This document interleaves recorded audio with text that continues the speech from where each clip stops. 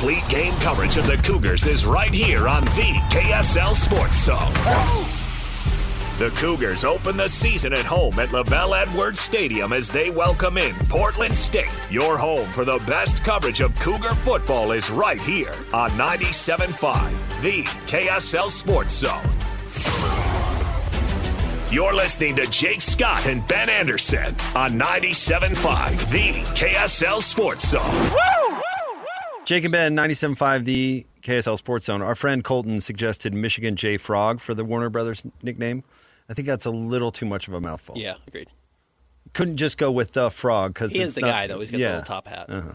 All right, joining us now, he is the voice of the BYU Cougars, the one and only Greg Wrubell on the Jake and Ben Show.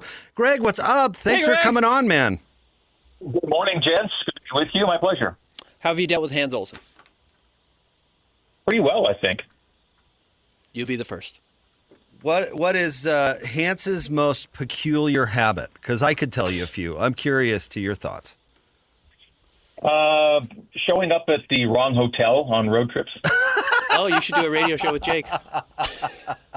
Oh, that was such a good one. That was such a good one. Right. He was weirdly ready for that. Yeah, that was good. Hey, Greg, where are you confident BYU is better in 2025 than they were in 2024 on the football field? I think the running back room will be better this year. I think they'll run the ball better. Let's put it that way.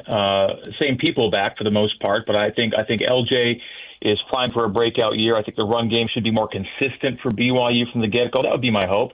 I think they'll have improved, if it's possible, on defense just for being year 3 of the Jay Hill system. Last year was exceptional in year 2, but I think Jay believes that another year in the system will make the defense even better and smoother. And that's even despite a few key personnel losses. In my mind, BYU brings back more than they lose defensively. And so you combine that with Jay being in his 3rd year with the guys, and I think you could even expect the defense to be as good as last year, if not better. And I think special teams, too. The fact you bring back your 2 kickers who performed really well last season, you could even expect that to be a really strong unit for BYU. So whether it's equal or improvement, I don't think BYU is going to suffer huge drop-offs in any particular area. Now, you'll immediately point to quarterback and say you go from senior starter to freshman starter. You got to see a dip there, and you could see some growing pains for Bear Bachmeier. But I think the raw talent, the size, the speed, I think those things are going to camouflage a lot of maybe the gray areas that take a while to kind of blacken themselves out, so to speak, and get more filled in as the season goes along. So I think it's probably a best-case scenario for a pretty rough scenario, losing your quarterback that late in the offseason, going to a true freshman. But it's not just any true freshman.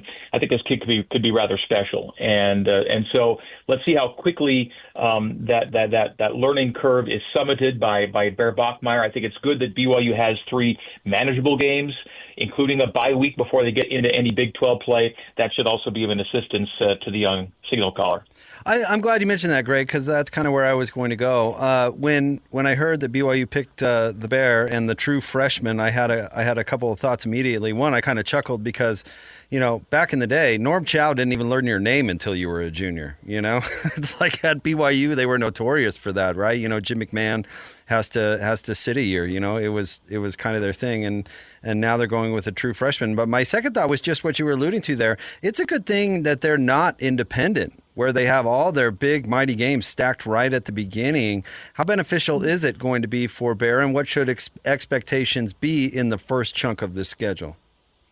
Yeah, one of the benefits of joining a power conference was the fact that you didn't have to front load as heavily as you did in the past. So, yeah, it's a little better runway into Big 12 play for whoever the quarterback would be, but especially a true freshman starter in Bear Bachmeier. So I think that's important that you can expect to defeat Portland State, be favored against Stanford, probably be favored even on the road at East Carolina. And if all goes well, you find yourselves 3-0 with a bye week in there before you enter Big 12 play. So, yeah, that's a factor. You still have to go win those games. The last time BYU was at ECU, they actually lost that game. So nothing's taken for granted that way. But on paper, it shows a favorable scenario to hopefully work out some kinks, again, overcome some growing pains before conference play gets underway. Back in the day, quarterbacks had 2 years to play. They played their junior and senior years. You might see a sophomore, but freshman was a complete rarity. And as we all know, Ty Detmer was the first freshman to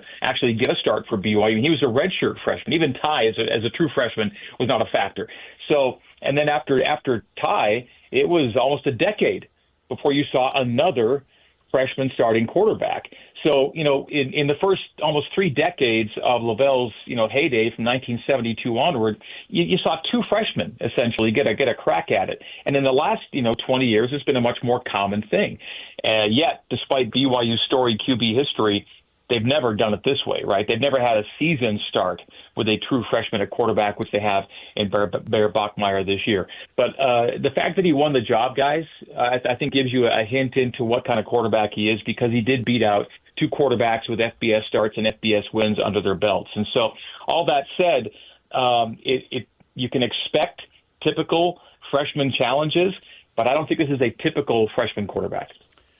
I'm not trying to take away credit from what he did last year, because it was exceptional and they had the number 1 defense in the Big 12. But am I crazy for thinking Jay Hill's really going to emerge as a star this year? I mean, and maybe he already is there, but just get the impression with the guys he has, the returners he has, his comfort in the job, provided better health, we would assume. This is going to be a huge year for Jay Hill.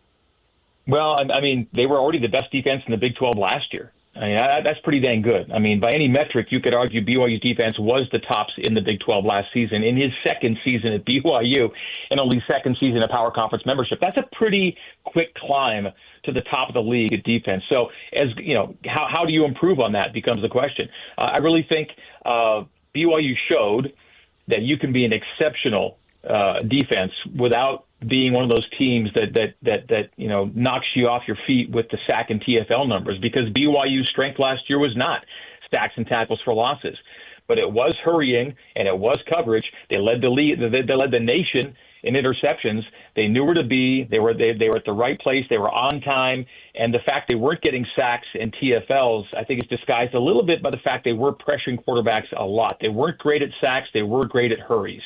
All right, so they were really putting pressure on quarterbacks to make plays before they were ready to make those plays, and the secondary was exceptional when called upon. Leading the nation in interceptions, let's not just brush by that stat. That's very, very impressive at the Power Conference level. So, yeah, I think Jay's already a star.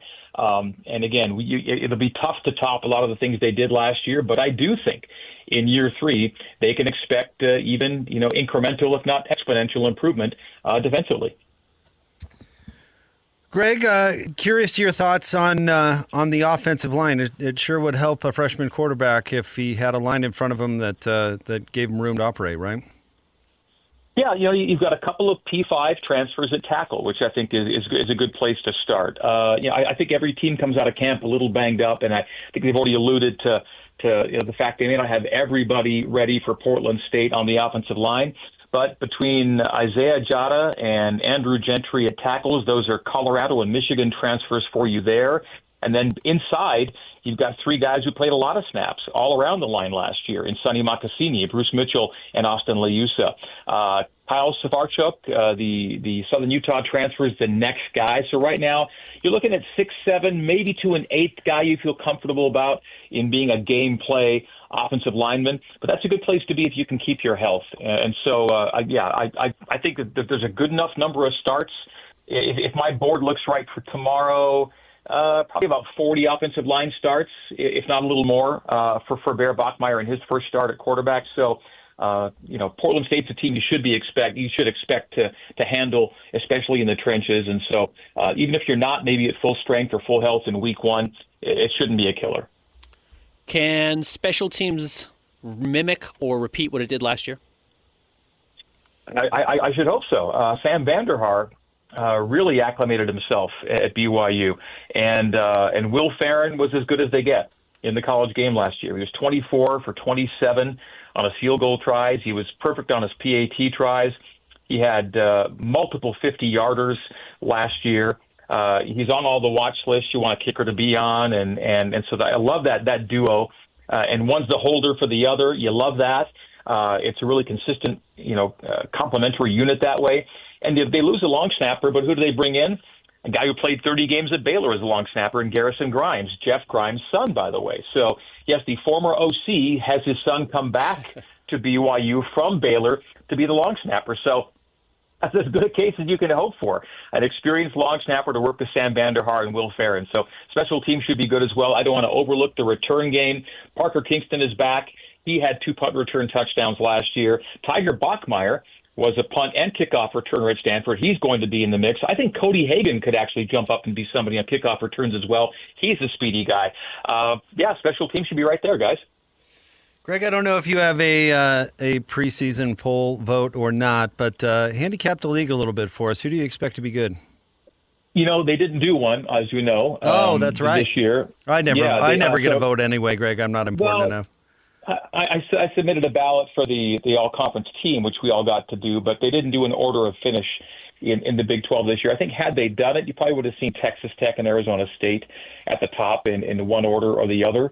I think everyone expects Texas Tech to be good just for the number of resources they poured into it. I think everyone kind of sees them as the highest paid program, if you will, in the Big 12, and they expect results under Joey McGuire, which is why I think that Texas Tech-Utah game becomes particularly intriguing as early as it happens, right? I think it opens the league play for both of them, if I'm not mistaken, because below those top-tier teams, and you could have probably, added, K-State and Iowa State to that mix. They already met in week 1. I think Utah is getting a lot of respect from observers, despite the fact they had a losing season and 0 Big 12 home wins last year.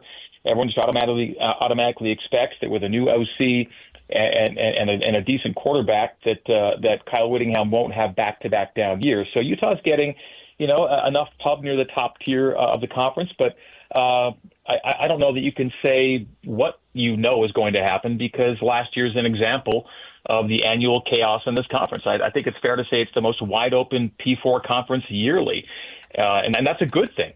I think it's exceptionally compelling that you don't know exactly how this thing's going to shake out.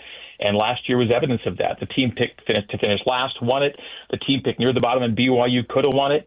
And so, what do we know about the Big 12? It's hard to say, especially in the era of the transfer portal. So much turnover. What you think you know about last year's team changes almost completely just for the number of new faces you see year in, year out. Well, Greg, thank you for jumping on with us. We appreciate it. We look forward to your call coming up tomorrow and really throughout the season. Thank you so much, Greg. We appreciate it. Thanks, Greg.